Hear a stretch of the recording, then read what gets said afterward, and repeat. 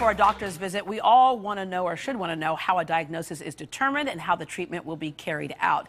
The in-office experience can oftentimes make or break the entire healing process. Here to explain, please welcome interventional spine specialist Dr. Pavan Grover. Hi there. Hey, thank you.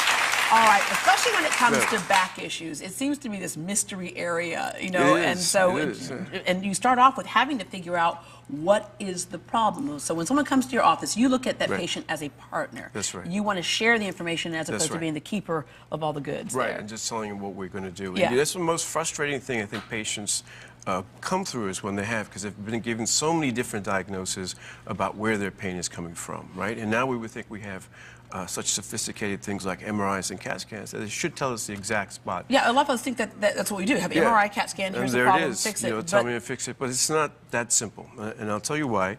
We're going to draw a diagram here in a second. First of all, discs sometimes do not really cause the problem. For example, we've seen patients, how do we know this? Because I know patients that have a huge disc blown out on their MRI, but they don't have any pain. Or sometimes they'll come in and they'll have pain on the right side, but their pain is on the left. So it's not a direct correlation. Now, if we were to draw a diagram here, the way the spine is structured, and this is how we go through our process. So you have the spine, which is this backbone of the spine, right? In between, you have this disc. Now, the disc is kind of like a cushion, like a shock absorber on a car, right? We're all familiar with that. So this whole structure is kind of built like this, then it's here on the spine. Now, so we know the nerves exit the spine in a little tunnel that's right by the disc. So one problem that can cause pain is a pinching of the nerve, right? Right. So because it's so close. So if that disc slips out, it can pinch this nerve, right? So a lot of times MRIs will tell us that, but that might or might not be what's causing the pain. You also have things called joints, which are little called facet joints, and these are joints that allow the spine to rotate and flex, and like other joints in the body, they're subject to arthritis degeneration. Now, we've all heard of sciatica, right? We all sometimes get confused. Is it coming from the back? The sciatic nerve comes through, this is your sacroiliac joint, and the sciatic nerve comes at the bottom, right?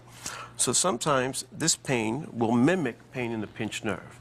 But sciatica is due to pinching of the nerve right here. So basically, I'm just looking at that little bitty space that we have behind our back. Right. There are a lot of things that could go wrong, as you just mentioned. And you know, in years past, they'd say it's in this area, go in and operate, and it might not be correcting the problem. It might not be the correct, right? And not only that, but like if you have a problem with your sacroiliac joint, you're not even going to see that on an MRI. So you're going to miss it half the time, and then the focus gets on what we're seeing here. Right. You all take an innovative approach, and starting with the fact that you don't just say it's in the spine somewhere. You find exactly what it is. Sometimes surgery is necessary. Sometimes there's other things that can be done. So take us through some of the procedures people might have done. So the first step is how do we figure out whether it's this nerve, it's a joint up here, or it's the sciatica, right?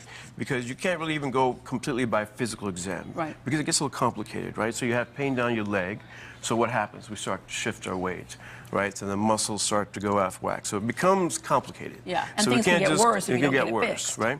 So the first stop is a process called diagnostic mapping, where I take a section and I do a functional block. So I can actually come out with an exact percentage. We can take out all this guesswork. I can tell you what percent of your pain is coming from the nerve, whether it's inflammatory or degenerative, what percent is coming from the joint, and what's coming from over here. And so if you know what, then you have a better idea of how to fix it, what to do. Then what we do after that. So suppose now we've located that your pain is coming from a pinching of the nerve, outside or inside. Right. We're looking at video here of the minimally invasive surgery. And of course, when we say minimally invasive, that means less downtime, less risk of infection, and all those types of things. Much better way of doing things today. This is a case on a lady who had severe stenosis, and she couldn't walk. She couldn't walk up the stairs. She had a special needs child. She had stenosis that was squeezing off her spine. So we went in with that scope, and we basically opened up and took off some ligament and bone.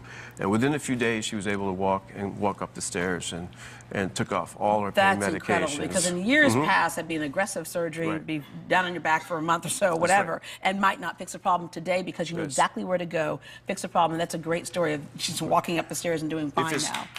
Yeah.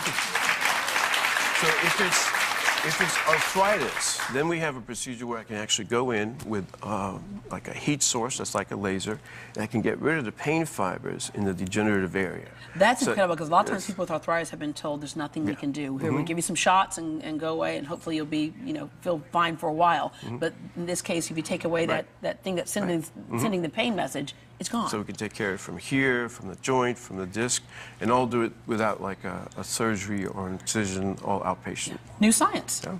All right, we have a couple people who have some questions here. We have Beverly. Hi, Beverly. Hi, Deborah. What's your question? My question is for the doctor. Is there more than one minimally invasive procedure for neck and back pain? Because I suffer from chronic back pain. Yes, Beverly. There's actually a number of different things that we can do for neck and back pain using minimally invasive. The key is finding out first where the problem is, right? And then if it's a mechanical issue, then we need to do something that will actually decompress it. If it's a problem with a nerve damage, like in the chronic nerve pathway, then it's something that we can laser to get rid of that impulse. So it all depends on exactly the source and then how we fix it exactly. All right. I started out, I want to be a pediatric neurosurgeon. I feel like I just went to medical school, so thank you very much.